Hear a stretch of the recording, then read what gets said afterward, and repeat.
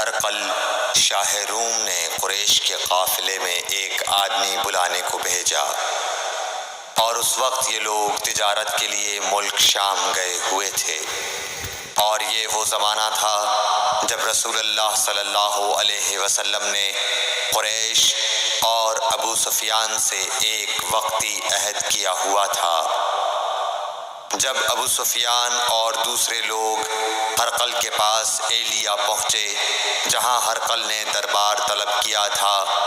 اس کے گرد روم کے بڑے بڑے لوگ، علماء، وزراء و امراء بیٹھے ہوئے تھے۔